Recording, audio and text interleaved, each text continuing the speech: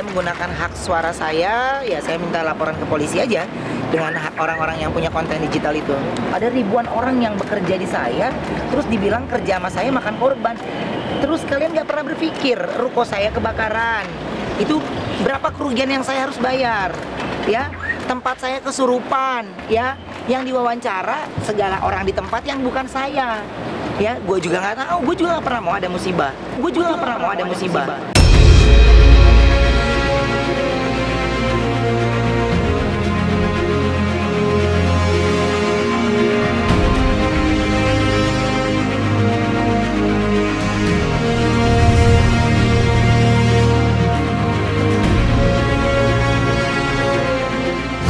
Ketika yang kayak begitu yang diuntungkan siapa? Akun mereka. Kalian pernah nggak berpikir bagaimana mental saya?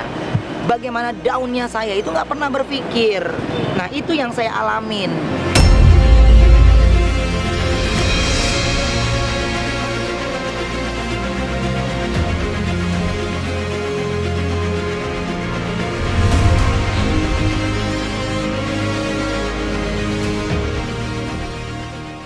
Dan kenapa adik saya melaporkan? Karena itu dia menggunakan nama Ruben, dan Bensu itu adalah di mana Bensu itu sudah sebuah nama perusahaan saat ini. Saya tadi ke Polda mendampingi Jordi Onsu untuk melaporkan akun YouTube ya yang memberitakan dalam akunnya itu sesuatu yang berisi fitnah dan pencemaran nama baik terhadap Ruben Onsu dan juga usahanya.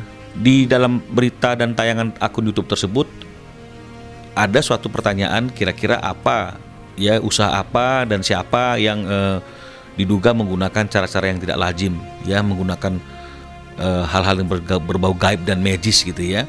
Nah, disebut satu inisial artis namanya R dan usahanya G kan gitu ya. Nah,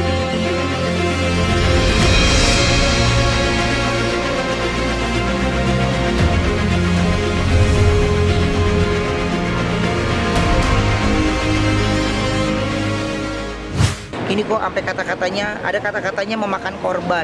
Lo korban yang mana? Lo korban yang mana? Karena nama Bensu itu sudah bukan Ruben Onsu juga.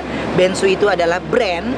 Jadi harus instansi yang ngurusin itu. Jadi kami harus melaporkan karena dia sudah masuk ke ranah usaha saya.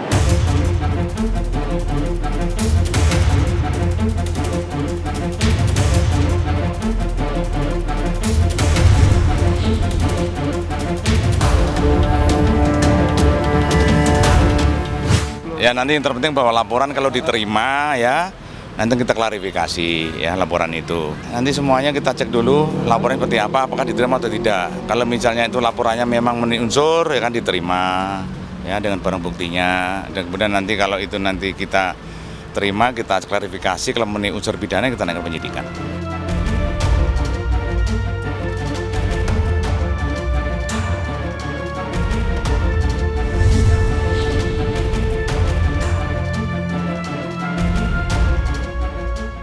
Gue minta maaf sama dia kalau urusan ini nanti akan panjang. Karena pasti kalau udah masuk kantor polisi akan ditanya asal muasal dari awalnya. Ya gimana sih Mbak, kalau berteman itu kan jadi nggak enak. Tapi saya tahu, orang saya nonton tayangannya dari awal sampai terakhir kok tentang Robby. Nggak ada yang nyenggol-nyenggol siapapun. Dan Robby nyebutin tadi restorannya, saya bilang Robby apapun itu, intinya adalah kita kan sama-sama cari uang.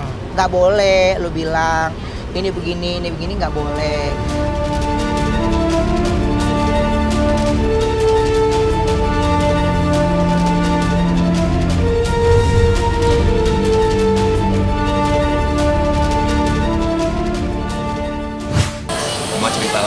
Cerita gitu kan, kalau di hari ini itu akan melaporkan satu akun YouTube dan itu mereka katanya menyadur dari YouTube aku, edit segala macam. Terus aku kaget karena aku benar-benar baru dengar tadi dari Oma langsung, dan aku sangat mendukung sekali kalau misalkan Jordi atau Oma atau siapapun dari pihak manajemen bisnisnya untuk melaporkan akun ini karena ini merugikan ya. Tapi tadi sudah ngobrol sama Bapak Ruben, kalau Bapak tidak menyalahkan aku. Dari mungkin beliau juga sudah nonton videonya, memang tidak ada menyebutkan inisial artis manapun. Jadi ya aku sangat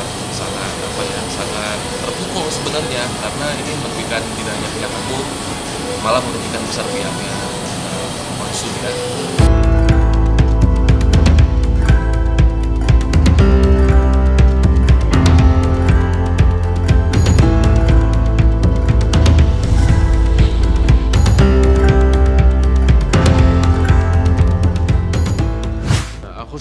shock dan shock, agak sedikit stres lah pasti. Jadi kan bermula itu awalnya Roy Kiyoshi ini dipanggil dalam acara Badam Maghrib, ya kan? Itu pembawa acaranya tuh Robby Purba. Nah di situ ada pertanyaan, itu pembahasannya ada pertanyaan bahwa masalah 5 ciri warung makan yang pakai pesugihan kan begitu. Nah Roy ditanya di Indonesia rumah makan mana yang pakai pesugihan.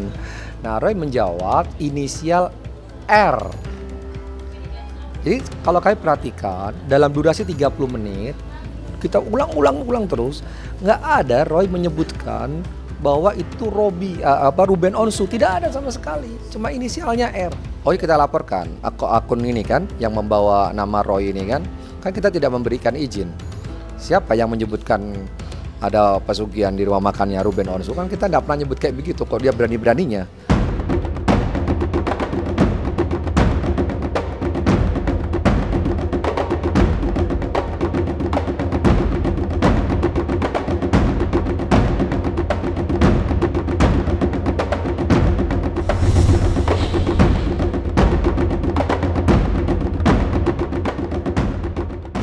Dan ada 2 laporan di sana, itu kan ada laporan Betran.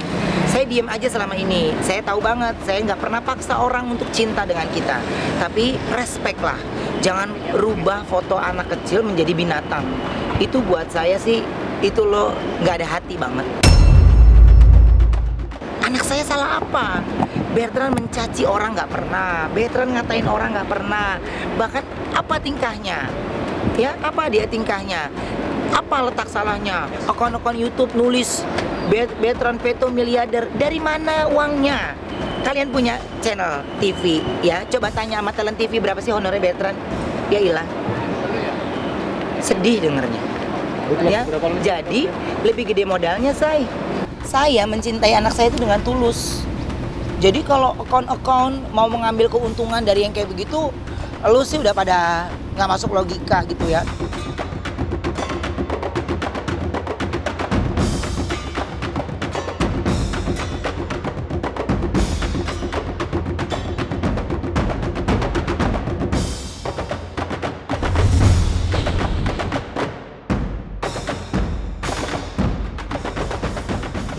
Artis ini seperti dipojokkan, seperti disudutkan. Saya seperti tidak punya ruang, dan saya sudah marah sekarang ini.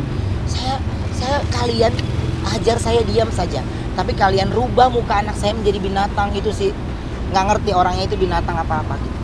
Gue diam aja selama ini, gue nggak pernah ngomong ya. Ketika lo rubah muka anak gue jadi binatang, lo kelar sama gue. Gue udah bilang jangan musik-musik kehidupan keluarga gue. Ketika lo musik-musik udah selesai. Jangan musik-musik kehidupan keluarga gue. Nah, karena dia sudah mengubah foto anak saya, dia ngedit-ngedit yang kayak begitu, ya sudah. Tiba saatnya untuk saya memang mesti turun langsung.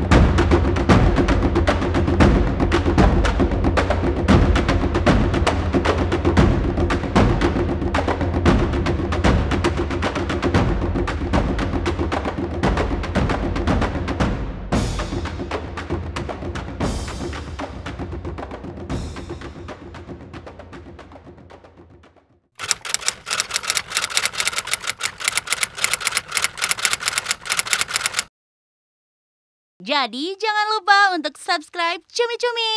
Ditekan ya tombol lonceng merahnya.